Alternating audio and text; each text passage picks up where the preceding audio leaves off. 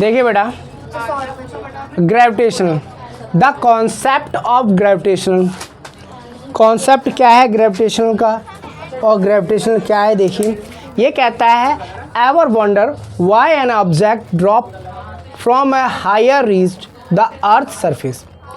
माने पहले ये कहता है, साफ साफ पहले ये पॉइंट में कह रहा है कि अगर सपोज कीजिए आपने किसी ऑब्जेक्ट को ड्रॉप कर रहे हो, ड्रॉप करने का मतलब ऊपर से छोड़ना, जब किसी ऑब्जेक्ट को आप ड्रॉप करते हो तो higher reach the earth surface, माने वो अर्थ सरफेस की तरफ ही रीच करेगा, पहुंचेगा। कहाँ पहुंचेगा? अर्थ सरफेस की तरफ। दूसरा कहता है ever felt curious why the planet revolve around the sun. और एक फॉल्ट सीरियस ये है कि सारे जो प्लैनेट हैं, सारे जो ग्रह हैं, ग्रह उपग्रह हैं, वो क्या कर रहे हैं, ग्रह सॉरी उपग्रह नहीं ग्रह, तो वो सारे के सारे माने किधर, सन के अराउंड, माने सन के चारों तरफ चक्कर लगाते हैं। ठीक है बेटा। दूसरा कहता है ever felt inquisitive why the moon revolves around the earth. और आपने देखा होगा कि जो मून है, चंद्रमा है, वो क्या, वो चक्कर किसके लगाता है, अर्थ की, वो अर्थ के चक्कर लगाता है। अर्थ हमारा किसके चक्कर लगाता है बेटा, सन के, और जो मून किसके चक्कर लगाता है, वो अर्थ के चक्कर लगाता है। अब कहता है well the answer is gravitational, इससे बढ़िया आंसर तो ग्रेविटेशनल का हो ही नहीं सकता। All the ever mention the phenomena are happening due to a gravity, यही फिनोमेना जो होती है वो ग्रेविटी को जन्म देती है, या यही फिनोमेना ग्रेविटी होती है, जिसे गुरुत्वाकर्षण बल भी कहते हैं। क्लियर है बेटा। अब ये कहता है यहाँ पे देखिए ग्रेविटेशन क्या है साइंटिफिक अप्रोचेज में, if two objects of masses m1 and m2 are separately by the distance r, then the gravitational force between the both bodies is directly proportional to product of the masses and object, inversely proportional to the square of the distance between them।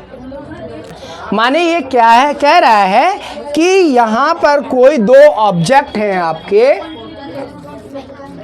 उसका distance क्या है बेटा, r है। ये कोई object क्या है, m1 का, और ये ऑब्जेक्ट क्या है, m2 का, इनका डिस्टेंस r है। और ये m1 m2 क्या है, उसके कोई मासेस हैं, कोई वेट है, कोई द्रव्यमान।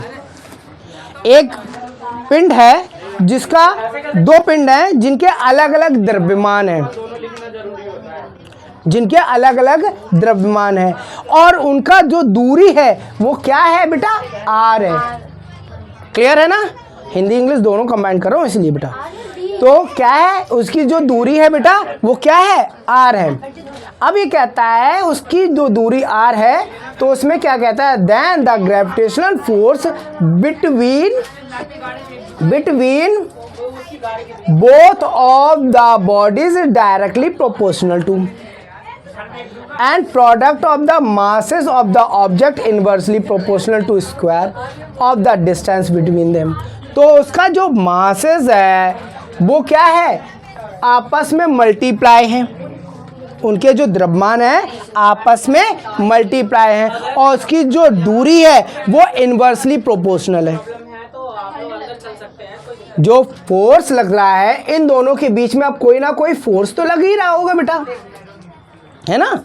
जैसे आपने कोई ऑब्जेक्ट को एक दूसरे को खींचे, जैसे हम एक दूसरे को खींच रहे हैं, आइए, तो यहाँ से यहाँ तक का, अब मेरे में भी कोई वेट होगा, मास होगा, उसके में भी कोई द्रव्यमान होगा, दोनों का जो अलग अलग द्रव्यमान है, यहाँ से वहाँ तक की उसकी जो दूरी है ये इन्वर्सली प्रोपोर्शनल हो जाएगी और स्क्वायर होकर के, तो क्या कहेंगे, तो कहता है यहाँ पे जो 2 ऑब्जेक्ट हैं, 2 ऑब्जेक्ट मैंने दे दिए आपको, बता दिए, एक m1 है एक m2 है, और सेपरेटली डिस्टेंस कुछ दूरी पर, अलग अलग दूरी पर रखे हैं, और जिसकी दूरी डिस्टेंस क्या है, r है, हमने r दे दिया। फिर gravitational force between the 2 bodies directly proportional, तो F proportional to directly proportional m1 into m2, m1 into m2। Clear. दूसरा ये कहता है, ये इक्वेशन कोई फर्स्ट दे दो, दूसरी इक्वेशन कहता है इनवर्सली प्रोपोर्शनल टू, क्या inversely proportional to, r square distance 1 में r स्क्वायर। इनवर्सली प्रोपोर्शनल को हिंदी में कहते हैं व्युत्क्रमानुपाती, ठीक है, और हिंदी में प्रोपोर्शनल को कहते हैं समानुपाती। जो उसका बल है वो समानुपाती किसके है, दोनों द्रव्यमानों के, और जो उसका बल है वो व्युत्क्रमानुपाती है किसके, डिस्टेंस के, दूरी के। क्लियर, अब तो समझ में आ गया। तो वो कहता है समानुपाती भी है, व्युत्क्रमानुपाती, माने प्रोपोर्शनल भी है और इनवर्सली प्रोपोर्शनल है। तो दोनों इक्वेशन को अगर हम सॉल्व करें तो दोनों इक्वेशन को सॉल्व करने पे क्या हो जाएगा बेटा, F proportional to m1 m2 upon में r स्क्वायर, ये हो जाएगा। अब जो प्रोपोर्शनल का साइन है वो किस में कन्वर्ट हो जाएगा बेटा, g में, ग्रेविटेशनल में। तो क्या हो जाएगा, F equal to g m1 m2 upon में r स्क्वायर, अपॉन में r स्क्वायर। ये क्या हो जाएगा, ये ग्रेविटेशनल फोर्स हो जाएगा, जिसे गुरुत्वाकर्षण बल कहते हैं। यहाँ पे आपने देखा होगा कि ये 2 ऑब्जेक्ट हैं, ये कोई मासेस m1 का है, एक दूसरा ऑब्जेक्ट है जो मासेस m2 का है। On removing the proportionality sign we get, इन्हें क्या प्राप्त हुआ, हमें प्राप्त हुआ कि F बराबर g m1 m2 अपॉन में r स्क्वायर। क्लियर है, कोई डाउट तो नहीं है बेटा, ठीक है, क्लियर हो गया। आगे कहते हैं, अगर लिखना चाहो तो लिख लो, लिखना चाहो तो लिख लो, बुक में है तो जरूर, तुम लोग बुक में लिखते हो ना तब भूल जाते हो, तब उल्टा सीधा लिख के ला दे आते हो, या वही सेम उतार के लेके आते हो। तो देख लेना, मैं एज कर रहा हूँ फिर, तो मुझे पता है तुम बड़े महान हो ना, तुम बुक में क्या,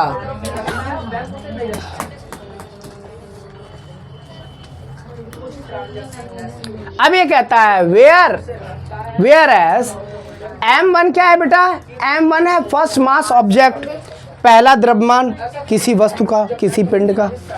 m2 क्या है, दूसरा द्रव्यमान किसी वस्तु का, किसी पिंड का। Distance separation between the both object, जो यूनिवर्सल ग्रेविटेशनल फोर्स कांस्टेंट क्या कहता है, वो g है। जो g है वो यूनिवर्सल ग्रेविटेशनल फोर्स है, माने ऐसा यूनिवर्सल ग्रेविटेशनल फोर्स है जो आपका हमेशा की हमेशा नियत रहता है, माने स्थिर रहता है। ये यूनिवर्सल है, ये यूनिवर्स में भी ये यूज़ होता है, कहीं भी चले जाइए यही g यूज़ होगा। तो जिसकी बड़ी g की वैल्यू क्या है, 6.67 into 10 to power -11 newton metre square, और अपॉन में केजी स्क्वायर, ठीक है, न्यूटन मीटर स्क्वायर अपॉन में केजी स्क्वायर।